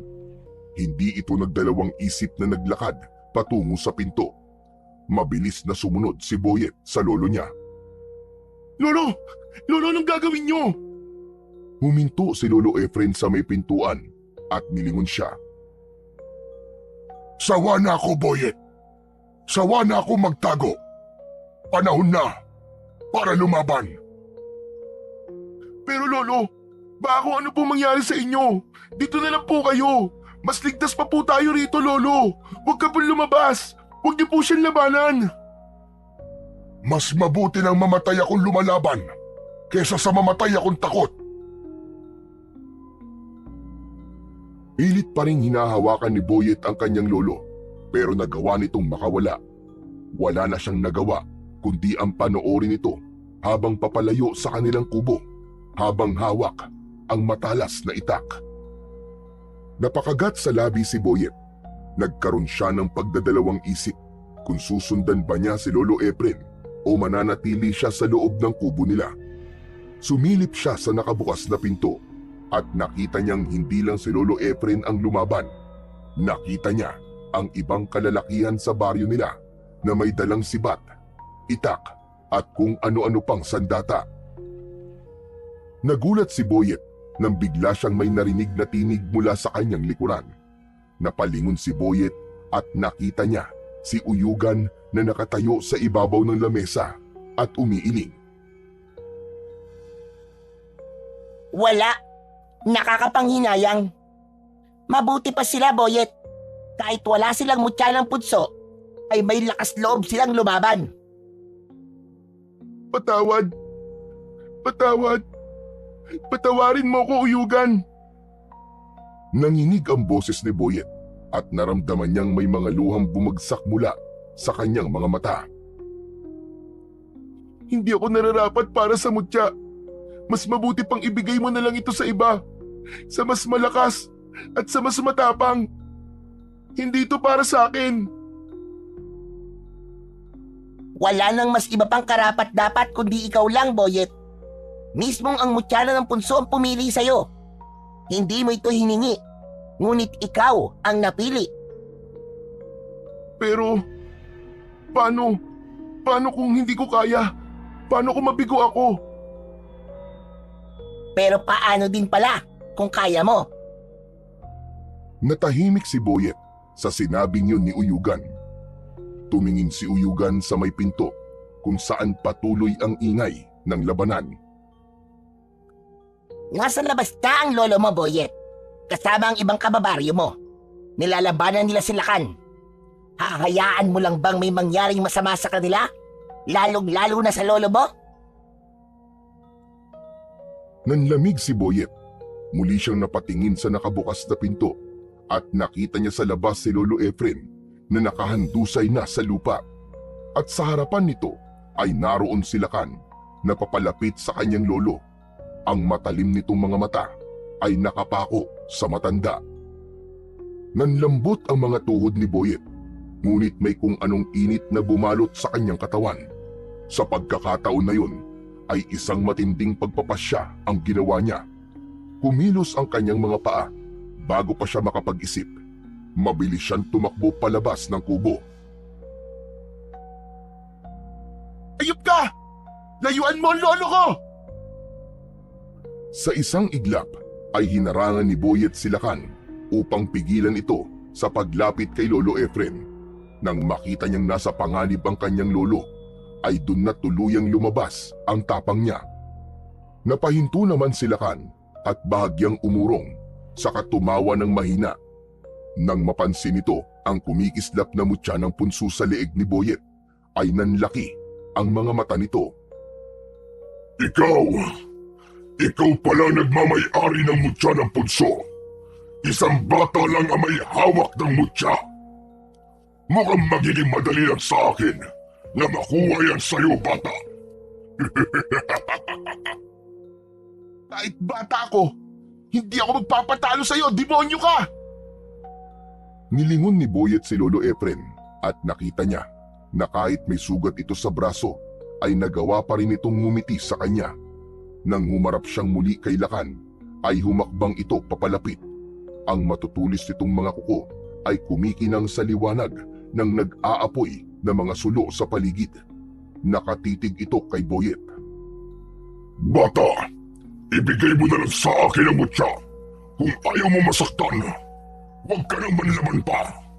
Kung mapayapa mong ibibigay yan sa akin, ay baka maging mabait pa ako sa'yo at hayaan pa kitang mabuhay. Nanlamig ang mga kamay ni Boyet, ngunit hindi siya natinag. Sa kabila ng takot at kaba na bumabalot sa kanyang katawan, ay desidido na siyang labanan si Lakan gamit ang kapangyarihan ng mutya ng punso. Matagal na ako nagtatago. Matagal na ako natakot. Pero hindi na ngayon. Oras na para tapusin kita, Lakan! Saglit na katahimikan ang bumalot sa paligid. Binasag yun ng malakas na halakak ni Lakan na parabang iniinsulto nito si Boyet. Ikiniling ni Lakan ang ulo nito at ngumisi. Matapang ka, bata. Tignan natin kung hanggang saan ang tapang mo. Sa isang iglap, mabilis na sumugod si Lakan kay Boyet at nagsimula na ang kanilang laban. Mabalasik ang pagsugod ni Lakan. Ang matatalim nitong mga kuko ay nakahandang sumaksak sa katawan ni Boyet. Sa isang iglap, lumipad ang kamao ni Lakan, ngunit bago pa yun tumama sa mukha ni Boyet, ay sinalo niya yun gamit ang kanyang kamay.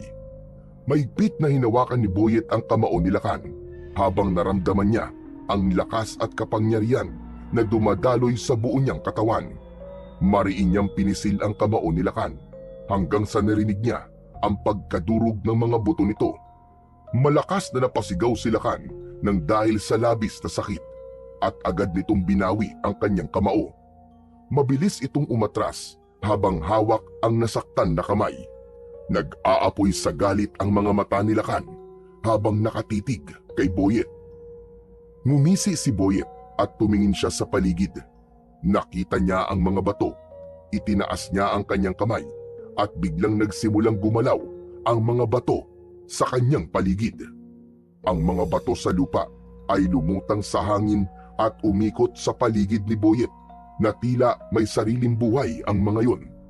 Ikinumpas niya ang kanyang kamay at lumipad ang mga bato patungo kay Lakan. Napaatras ang gabunan habang iniiwasan ang sunod-sunod na hampas ng lumulutang na mga bato. Ngunit isang may kalakihang bato ang tumama sa mukha niya na kaagad niyang ikinabagsak sa lupa. Isang sulunang apoy ang mabilis na pinalipad ni Boyet patungo kay Lakan at tumama yon sa mukha nito. Napasigaw ang gabunan habang pilit na inaapula ang apoy na tumupok sa mukha niya. Nang mawala na ang apoy, ay mas naging matalim ang tingin nito kay Boyet. Hindi nagpadaig si Boyet sa titig na yon. Sumugod siya kagad kay Lakan. Sinalubong naman siya ni Lakan at sa kanilang pagsasalpok ay hindi naiwasan ni Boyet ang matatalas na kuko ni Lakan nang bumaon yun sa kanyang tiyan. Napasigaw si Boyet sa sakit at agad siyang napaupo sa lupa habang mahigpit na hawak ang sugat. Ramdam niya ang init ng kanyang dugo na dumaloy mula sa kanyang tiyan. Nanginig ang kanyang katawan at unti-unting bumibigat ang kanyang paghinga. Mabagal na lumapit si Lakan habang isang mapanuksong ngiti ang nakapinta sa mukha nito. Tama na ang paglalaro. Tapos na ang laban, bata. Huwag ka na magpumilit pa. Dahil hindi mananalo kagaya mo sa akin. Ibigay mo na lang ang mutya at baka maisipan ko pang buhayin ka. Napakagat ng labi si Boyet at saglit siyang nawalan ng pag-asa. Napatingin siya sa paligid hanggang sa may nakita siya sa gilid ng kalsada. Napansin niya ang isang malaking troso na naroon. Huminga siya ng malalim nang isang ideya ang pumasok sa kanyang isipan. Sa pamamagitan ng kanyang isip, unti-unting gumalaw ang malaking troso. Nagpanggap siyang nangihina at sumusuko na kay Lakan. Makangalakan, wala talaga akong laban sa'yo. Isusuko ko na sa'yo ang mutya. Pero mangako kang hindi mo ako papatayin.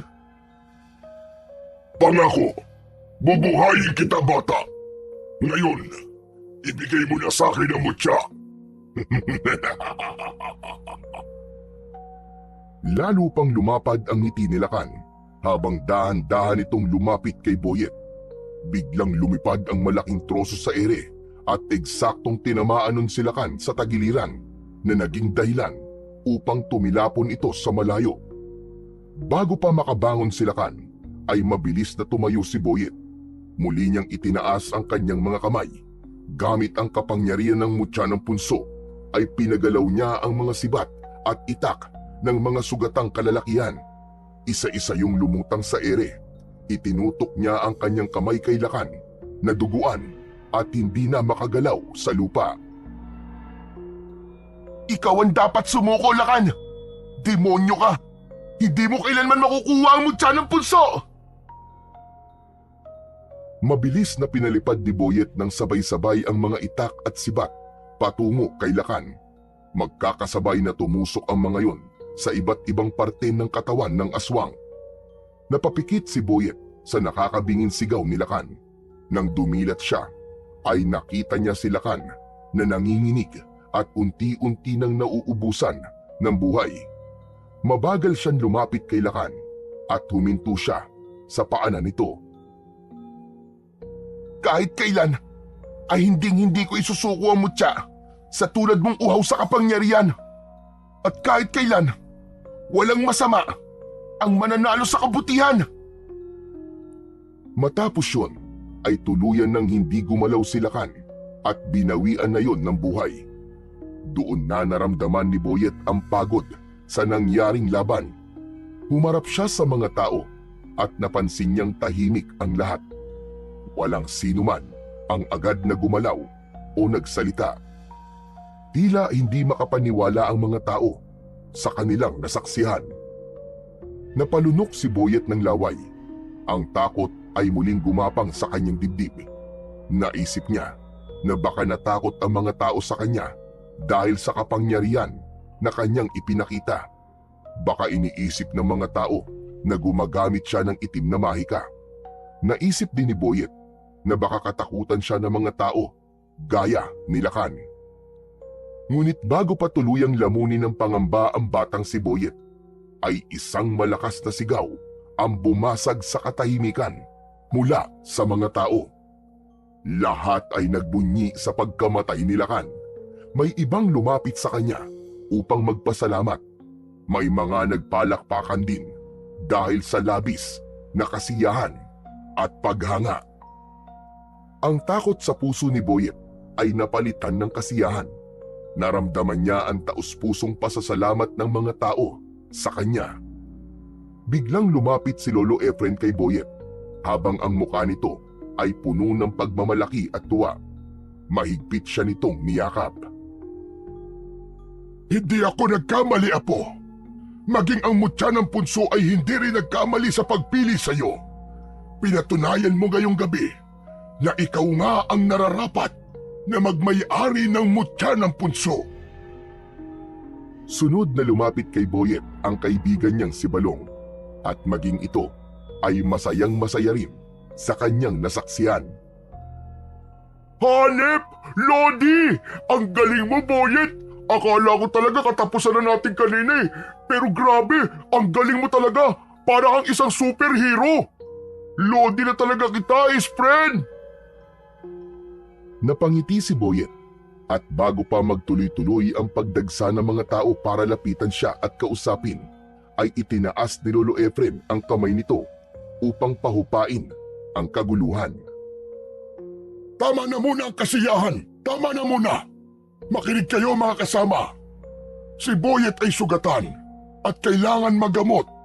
Hayaan niyo muna akong gamutin ang sugat ng aking apo.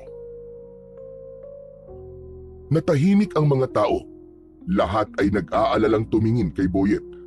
Dahan-dahang inilalayan ni Lolo Efren si Boyet. Halika na, Apo. Kailangan magamot kagad ang sugat mo. Maging si Balong ay tumulong na rin sa pag-alalay kay Boyet.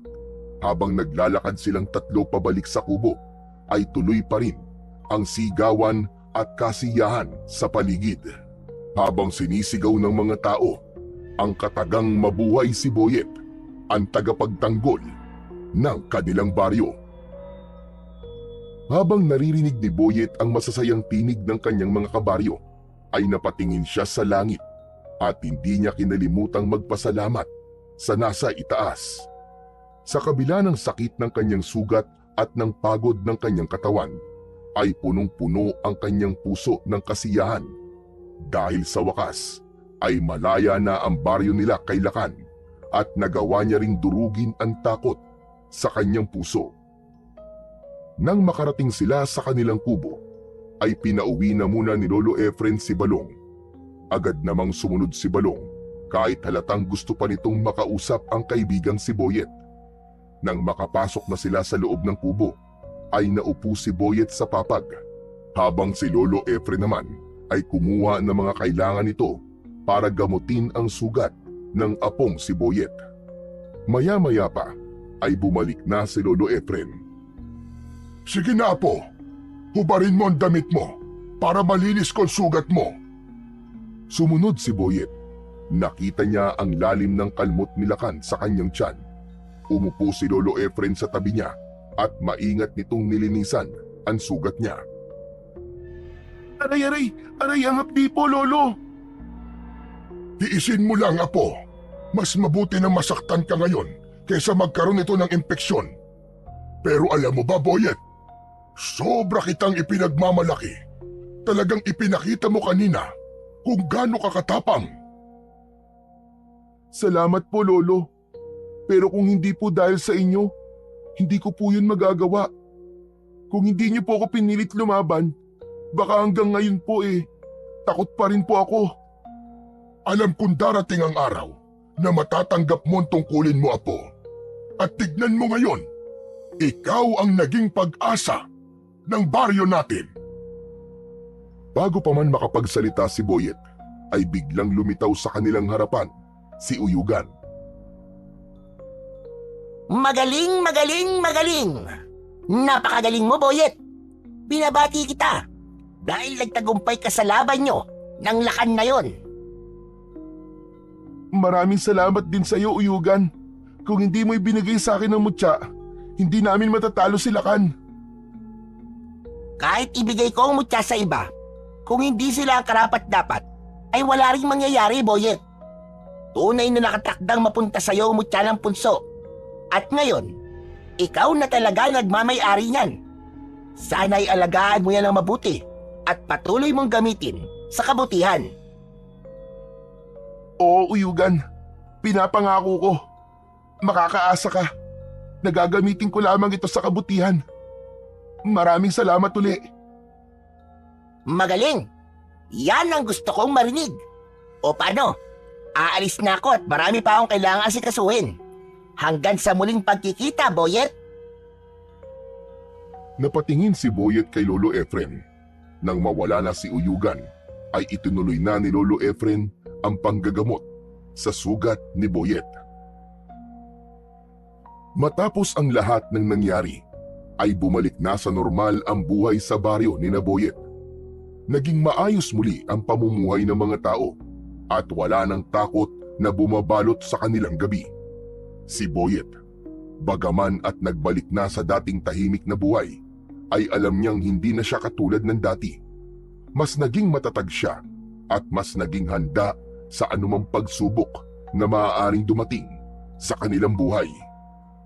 Natutunan ni Boyet na ang pagiging bayani ay hindi nangangahulugan ng pagkakaroon ng pambihirang kakayahan, kundi ng pagiging handang ipaglaban ang tama kahit na mahirap. Natutunan niya na ang takot ay isang bagay na maaaring maging hadlang upang makamit niya ang tagumpay.